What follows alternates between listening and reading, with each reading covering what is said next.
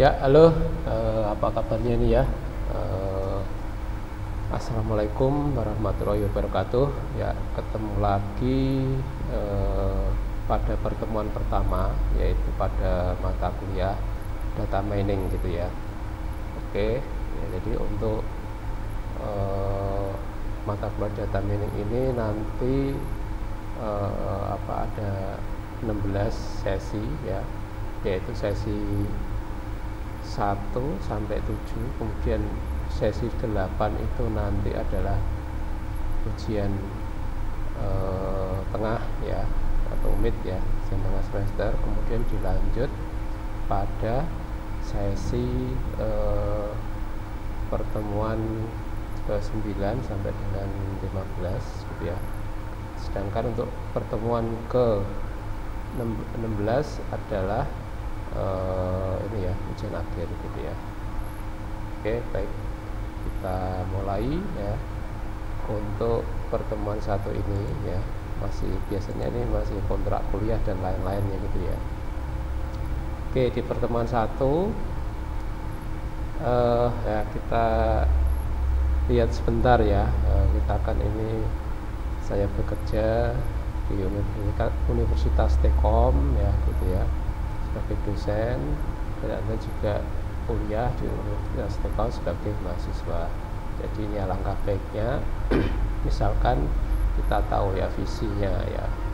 Jadi visi Universitas Tekom ini menjadi perguruan tinggi berbasis technopreneurship ya. Jadi nanti lulusannya itu insya Allah dan mudah-mudahan tercapai berstandar nasional dan berwawasan internasional serta memiliki kompetensi di bidangnya. Ya, di bidangnya ini berarti nanti tujuan prodi-nya gitu ya. Oke, baik. Visi program ini karena saya di sistem komputer ya, sistem komputer, divisi program sistem komputer Universitas Tekom, jadi menjadi program studi S1 sistem komputer atau komputer engineering ya, jadi unggulan nasional ya. Ini pada tahun 2021 ini sudah tercapai ya, dan menghasilkan sarjana sistem komputer yang berkeahlian sistem komputasi bergerak atau mobile computer system. Dan juga kalau di Universitas Tekom itu microcontroller ya, yang dapat menyesuaikan dengan perkembangan teknologi komputer terkini. Oke. Nah, baik, selanjutnya ini misi ya, misi pada program studi sistem komputer Universitas Tekom. Jadi menyelenggarakan ya pendidikan unggulan ya di kawasan nasional untuk menghasilkan lulusan yang menguasai ilmu teknologi komputer dan bidang komputasi bergerak atau mobile computer system. Nah, ini juga harus didukung oleh pengetahuan jaringan ya, microcontroller dan sistem embedded atau sistem tertanam ya. Terus kemudian menyelenggarakan penelitian berkualitas, yakni riset-riset ya, baik yang didanai oleh Dikti ya, kementerian ataupun dari internal gitu ya, di bidang sistem komputer berbasis teknologi ya, dan ini teknologi informasi komunikasi komputer dengan melibatkan mahasiswa yang aktif ya. Terus menjalankan pengabdian masyarakat. Nah, ini juga kadang ada dosen-dosen yang sudah dapat atau didanai ya untuk menyebarluaskan ilmu ya kepada masyarakat luas dengan melibatkan mahasiswa secara aktif ya. Terus membekali mahasiswa itu ya dengan ilmu pengetahuan dan yang praktis agar mampu bekerja dan mengembangkan diri dan berwirausaha di bidang teknologi informasi dan komunikasi komputer. Nah, itu misi dari program studi sistem komputer. Oke, baik. Ini nanti ini yang sudah saya sebutkan tadi. Jadi di materi sebelum UTS nanti ada 7 ini ya, pengertian dan konsep ya, dasar dari data mining, kemudian eksplorasi data ya, terus data warehouse dan OLAP. Kemudian di pertemuan 3 itu data cleaning, missing value, noise ya, terus data integrasi dan transformasi SIM4, terus fitur selection, kemudian fitur extraction ya, dan yang ketujuh adalah association rule ya, gitu ya. Ini materi sebelum UTS. Terus materi setelah UTS, nah ini ada unsupervised learning, terus decision tree ya, snipe bias, cluster, klasifikasi, tag mining. Nah, nanti kalau ada ya, ini apa itu, presentasi gitu ya, presentasi dan diskusi tugas ya. Oke, nah itu yang mungkin ini garis besarnya mungkin bisa apa ini berubah ya sedikit paling gitu ya. Oke, baik, ini buku-buku yang nanti mungkin Anda bisa baca ya, atau Anda bisa download gitu ya. Misalkan ini data mining ya, buku-buku yang bisa menjadi acuan, menjadi bahan ajar gitu. Oke, langsung saja nih ya, ini masalah eksplorasi data ya. Jadi ukuran data ya, kalau data ini kan apalagi zaman sekarang ya, udah internet dan data media sosial itu kan sangat besar ya. Jadi selalu mengalir pada jaringan komputer dengan jumlah data yang sangat besar. Nah ini capaiannya ya bisa sampai terabit atau pentabit ya. Ini 1 juta gigabit ya. Oke, jadi kebutuhan untuk berkompetisi dengan strategis yang tepat menjadi lebih tinggi gitu ya. Karena itu kita ya harus berkompetisi antar perusahaan saja sudah segitu kompetisinya ya. Terus antar perguruan tinggi katakanlah ini, kalau Stekom ya apa ini harus menangkap data-data, harus bersaing gitu ya, menangkap data digital yang ada di internet untuk apa ini berkompetisi ya, apa yang dibutuhkan oleh pasar saat ini ya, atau mahasiswa saat ini. Oke. Kegiatan manusia yang saat ini banyak sekali memproduksi data ya, misalkan mengakses web ya, atau mengunjungi web itu juga ada data yang diproduksi ya, entah itu data ini ya, data lognya ya, profilnya gitu ya. Ini yang kegiatan kita sehari-hari yang memproduksi data. Terus ada riset science dan engineering ya. Nah, ini data-data penelitian juga banyak, bahkan ini perguruan tinggi ya dituntut untuk apa ini mengeluarkan jurnal penelitian ya. Ini juga saya dosen sendiri itu paling enggak 1 semester ada 1 jurnal gitu ya, yang sudah terakreditasi gitu ya. Oke, nah itu contoh ya, apalagi ini 1 dosen. Karena kalau 1 Indonesia itu banyak perguruan tinggi ya, banyak dosen. Nah itu juga memproduksi data ya. Nah, ini penelitiannya juga macam-macam ya, berbagai bidang ilmu ya, astronomi, kesehatan ya, dan lain-lain. Terus transaksi penjualan. Nah ini transaksi penjualan yang katakanlah online saja ya, entah itu lewat Facebook ya, ataupun marketplace ya, ataupun apa ini, ada juga yang di offline ya. Nah ini penjualan di supermarket itu juga memproduksi data terus itu ya.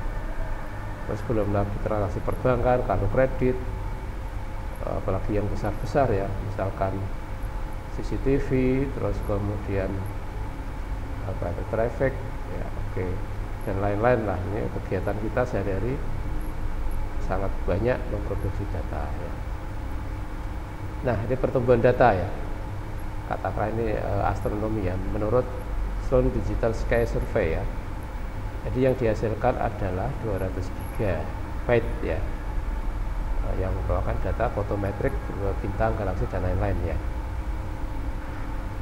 Setiap malamnya itu ya, setiap malam itu 200 GB ya, dari Sloan Digital Sky Survey. Ini dari maksudnya survei ya. Jadi setiap 5 hari akan mendapatkan 140 terabit. Nah, setiap 5 hari itu survei dari survei teleskop. Nah, ini data. Ini adalah kalau dari byte-nya ya, kilobyte itu berarti 10 pangkat 3 byte ya, sampai megabyte. Dan ini ada tera ya. Nah, tera itu 1000 gigabyte ya. Kalau dijadikan byte ya 10 pangkat 12 byte. Tera, penta, exabyte, zettabyte, yottabyte ya, ini urut-urutannya. Oke. Nah, sekarang ini ya disebut apa ya, big data lah gitu ya, era-era sekarang. Kemudian datangnya tsunami data itu mendadak gitu ya. Datangnya tsunami data itu contoh Mobile Electronic Market ya, itu 5 billion ya, 5 miliar mobile phone ini digunakan pada 2010. Terus 150 juta tablet terjual ya, di tahun 2012, dan 200 juta global notebook dikirim ya. Nah, ini dari Digitime Research ya. Terus web dan social network, nah, ini Google 100 petabit per day, per hari ya. Dan ini ada 3 juta server. Nah, ini dari Google sendiri ya. Ada Facebook ya, ini Facebook ada 300 petabit data per harinya ya. Oke, terus YouTube. Nah, ini YouTube ada 1000 petabit video tersimpan ya. Dan ini di perpustakaan Amerika ini ada 205 terabit data ya. Oke, itu datang datang besar sekali ya, data tiba-tiba di era sekarang itu ya. Nah, perubahan kultur dan perilaku ya. Nah, ini di sini apa ini? 60 di 60 second ini ada, nah ini yang menyumbang paling banyak data ya. Ada Facebook, Netflix gitu ya. Terus Uber, Amazon, lain-lain ya. Nanti ini di Facebook, nah ini setiap 60 detik ini ada 900 login. Terus ada di Line ini, terus Netflix, Google, dan lain-lain ya. Oke, nah ini aplikasi lah ya, di big data ya, big data trend dari media ya. Oke, mengapa melakukan data mining sekarang ya? Jadi dilihat dari sudut pandang komersial gitu ya. Oke, data overload. Nah, ini data overload. Ada web data, e-commerce, e-banking, toko grosir ya. Terus transaksi perbankan, ada di situ kan perbankan, ada kredit, ada orang menyimpan, ada orang menarik gitu ya. Terus teknologi komputer menjadi lebih murah dan powerful ya. Nah, ini harga-harga handphone, smartphone, laptop juga ini semakin dulu kalau beli laptop yang 2 GB aja RAM-nya atau prosesornya juga masih rendah, laptop 5 juta atau 6 juta itu ya dapat itu. Tapi sekarang kan sudah dapat 8 GB ya. Oke, di smartphone juga gitu ya. Dulu 2 juta ya dapat yang RAM-nya 2 gitu ya. Sekarang mungkin sudah dapat yang 8 atau 4 gitu.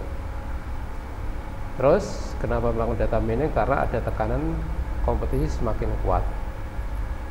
Di dalam bisnis dapat memberikan layanan yang lebih baik ya. Nah, contoh kalau di dalam kompetisi ini harus mengelola customer-nya.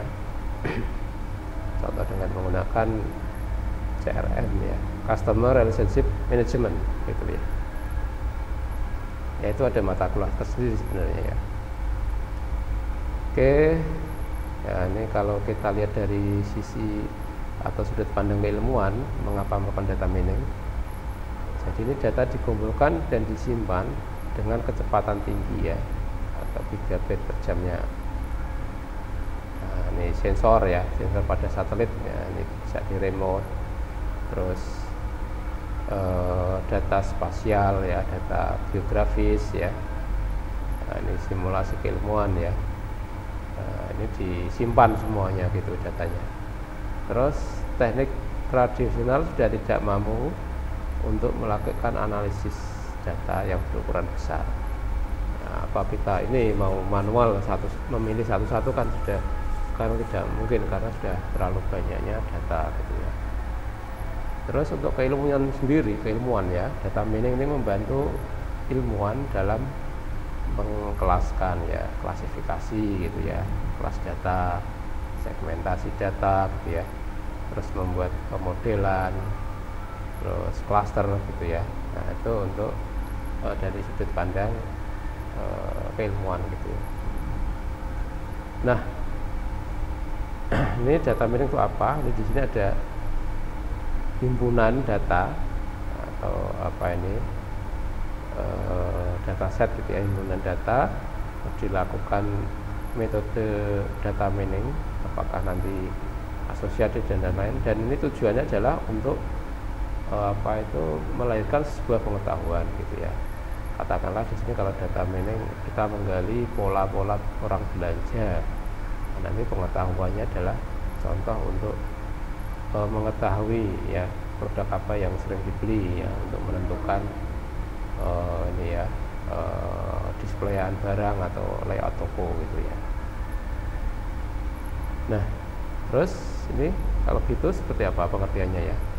Jadi dari hal tadi, data mining ini adalah disiplin ilmu, jadi mengolah data yang sangat besar ya menjadi sebuah pengetahuan atau rumus atau pola ya, sehingga nanti dapat dimanfaatkan manusia.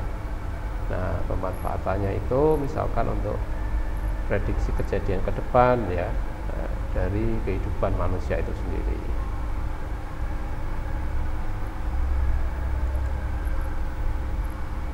Oke, terus melakukan ekstraksi ya. Dia melakukan ekstraksi untuk mendapatkan informasi penting ya. Nah, sifatnya yang implisit ya, yang sebelumnya tidak diketahui dari suatu data. Jadi data itu kan kalau tidak diolah kan tidak ada artinya ya. Begitu menjadi informasi, ini sebuah info saja. Terus setelah informasi itu menghasilkan sebuah pengetahuan gitu ya, atau model ya, pengetahuan, dan nantinya untuk lebih tinggi lagi untuk menghasilkan sebuah keputusan gitu ya. Terus ekstraksi informasi atau pola yang menarik ya, atau non trivial, terus implicit, previously unknown atau yang tidak diketahui, atau potensial useful ya, dalam basis data yang berukuran besar. Nah itu untuk pengertian dari data mining gitu ya. Oke, selanjutnya nama lain dari data mining ya. Nah, mungkin Anda pernah dengar ini, ada knowledge discovery in database atau KDD ya. Atau juga ada pengetahuan, ekstraksi pengetahuan ya, atau knowledge extraction, kemudian pattern analysis ya, terus informasi atau harvesting untuk BI juga, business intelligence ya. Jadi ini adalah ekstraksi, data mining adalah ekstraksi dari data ke pengetahuan ya. Nah data itu kan faktanya yang terekam ya, dan ini belum membawa arti gitu ya. Kalau pengetahuan kan di sini sudah berupa ada pola, rumus ya, aturan atau model yang muncul dari data tersebut. Oke. Nah, apa itu data mining, apa itu informasi, apa itu pengetahuan ya. Nah, oke, data, informasi, pengetahuan. Nah, ini tujuannya kan itu Jadi nanti ditemukan sebuah pengetahuan. Bagus lagi nanti kalau untuk keputusannya. Jadi fakta, angka atau teks yang dapat diproses oleh komputer, ini segala fakta ya. Jenis data yang dilihat dari akumulasi pertumbuhan jumlah data dan basis data itu berbeda ya. Ini ada data operasional, data transaksional, ada data non operasi, dan ada metadata ini dengan perkembangan zaman saat ini ya. Oke. Nah, ini customer ya. Ini atribut ya. Contoh customer ini punya atribut customer mempunyai field atau tupelnya ID customer, nama customer, alamat customer gitu ya. Oke. Ini customer juga punya kategori ya, kategori kualitatif ataupun contohnya kalau kualitatif ini ada nominal ya, dari data atribut, ada ordinal ya. Ordinal ini data yang diperoleh dari pengkategorian ya. Terus ada data numerik atau kuantitatif ya, kuantitas ya, oke ya. Nah, ini ada interval ya, kemudian ada rasio gitu ya. Nah, ini objek, contoh objek customer ya. Oke, jadi atribut discrete dan atribut kontinu. Kalau atribut discrete ini hanya memiliki seperangkat nilai yang terbatas atau terhitung tak terhitung gitu ya.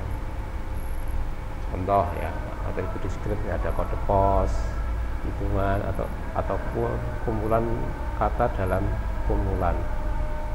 Sedangkan dokumen kumpulan dokumen gitu maksudnya ya. Oke, sering dipakai sebagai variabel integer dan catatannya ini contoh ya. Catatan atribut biner adalah kasus khusus atribut discrete. Sedangkan kalau atribut kontinu itu bilangan real ya, sebagai nilai atribut. Contoh ya, suhu, tinggi, berat badan gitu ya.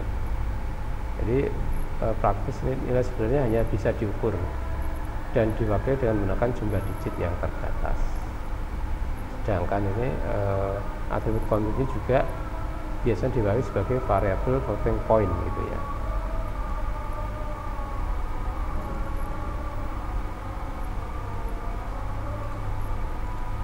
Oke, selanjutnya. Oke, nah ini mungkin nanti ini bisa Anda cari informasi lebih lanjut ya melalui internet ya atau buku-buku ya. Apa itu nominal ya, apa itu ordinal, apa itu interval, apa itu rasio ya. Nah, nanti coba Anda cari ya di internet gitu ya. Maksud dari 4 hal tersebut ya. Oke. 3 jenis data set berdasarkan golongannya. Di sini ada digolongkan dengan record ya. Record, graph, order data ya gitu ya. 3 ya. Jadi record ini metrik data, data transaksi dan data dokumen. Sedangkan untuk graph hanya ada WWW ya, struktur molekul ya gitu ya.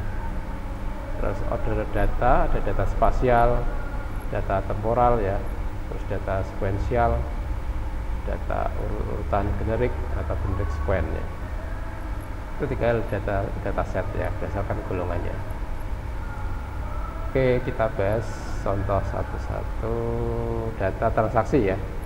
Jadi setiap record transaksi melibatkan satu item set yang biasanya ada atau menyertakan nomor identitas transaksi. Contohnya gitu ya. Nah, ini tadi saya sebutkan ya, kumpulan produk yang dibeli oleh seorang customer selama 1 kali belanja. Dan itu dikategorikan 1 kali transaksi atau disebut juga dengan ini analisis market basket ya.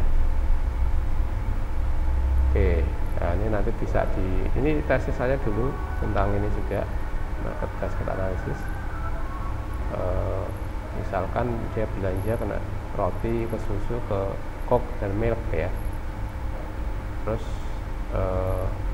ada transaksi kedua bir, terus susu gitu ya, bir, coke, diaper, mil ya, dan seterusnya ya. Nah itu bisa nanti dianalisa sebenarnya ya, dianalisa kenapa seperti itu ya.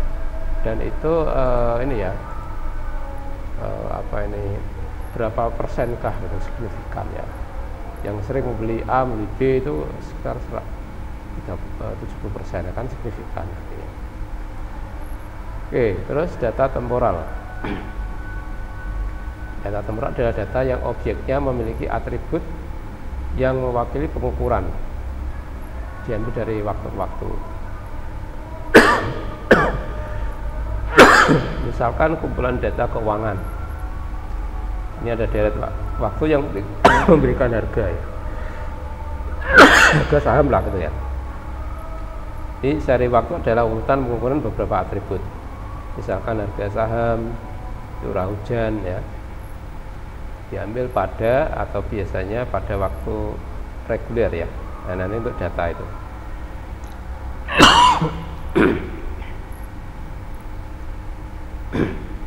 Nah ini perbandingan bukan data mining dan data mining.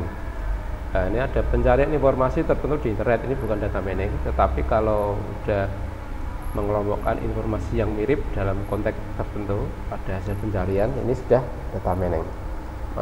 Contoh adalah mengelompokkan data jumlah penduduk pada suatu negara, pada setiap provinsi ya, ini sudah data mining ya. Contoh lagi yang bukan data mining adalah pencarian data medis untuk menganalisis catatan penyakit pasien ya. Oke, itu bukan data mining, tetapi kalau data mining, peneliti medis mencari cara mengelompokkan data penyakit pasien berdasarkan diagnosisnya, entah itu umur ataupun berdasarkan alamat ya. Terus lagi contoh yang bukan data mining, pembuatan laporan tahunan penjualan perusahaan ya, itu bukan data mining, tapi yang dikatakan data mining pemanfaatan data penjualan perusahaan untuk mendapatkan pola atau untuk prediksi stok ya. Jadi digunakan untuk prediksi stok tahun berikutnya. Nah itu data mining.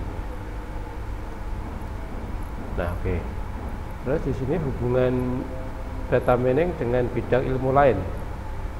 Ya ini hampir sama dengan kesamaan dengan bidang statistik ya, ada penyampelan, estimasi, pengujian hipotesis ya, dan data mining ya, statistik, AI, machine learning atau pattern recognition, terus kemudian teknologi database, parallel computing, distributed computer ya. Nah ini lebih ke sini ya, kalau sekarang ada teknologinya ya, teknologinya dengan database gitu ya. Oke, hubungan data mining dengan bidang ilmu lain. Data mining dengan teknologi, ini teknologi ada basis data ya. Jadi bidang lain yang mempengaruhi data mining adalah basis data. Jadi mendukung penyediaan penyimpanan yang efisien ya, database lah gitu ya. Sedangkan parallel computing ini digunakan untuk memberikan kinerja yang tinggi untuk ukuran dataset yang besar. Kalau komputer terdistribusi atau distributed computing digunakan untuk menangani masalah ketika ada data tidak dapat disimpan di satu tempat. Nah ini proses KDD atau data mining, knowledge discover ya. Dari ini elemen utama ya, database ini dilakukan cleaning, terus dimasuk data warehouse, terus ini seleksi, transfer data mining ke pola nanti untuk pengetahuan gitu ya, untuk mendapatkan pengetahuan.